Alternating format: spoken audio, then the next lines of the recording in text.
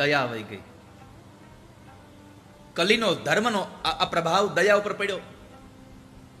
આપણે કોઈ માણસને દુઃખી જોઈને જે આપણે દુઃખી થઈ જતા હતા એ બધું વયું ગયું.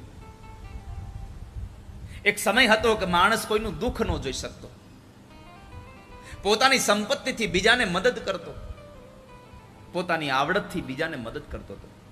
એવી એક દયા હતી આપણામાં. એ પછી આપણો હોય કે ગમે તે હોય, પણ દયા કરતા આપણને. આપણે મંદિરમાં જતા તો બધાને, કોઈ ભિક્ષુકોને જોઈ, કોઈ એવી સ્થિતિમાં માણસને જોયો હોય તો આપણે એને મદદ કરતા હતા.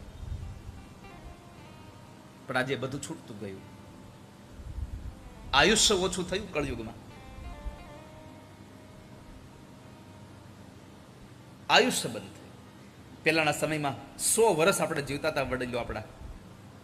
હવે કળયુગનો અસર આયુષ્ય ઉપર પડી. હવે 70 તો માંડ થાય છે. પેલા તો 100 વર્ષ પૂરા લેતા. આપણા આમ ગર્વથી કહેતા હોય અમારા દાદા 102 વર્ષે ગયા. હવે આપણા છોકરાઓને ભાગમાં નહીં આવે બોલવાનું. આપણા છોકરા કહે અમારા બાપુજી 70 વી ગયા. આ કલીનો પ્રભાવ છે આયુષ્ય પર પડ્યો. કલીનો પ્રભાવ આ થયો કે માણસનું શરીર પણ નાનું થતું ગયું.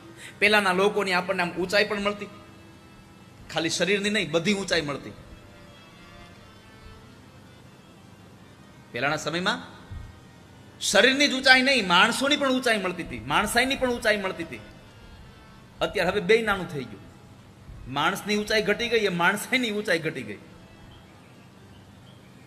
આયુષ્ય માણસનું નબળું થયું.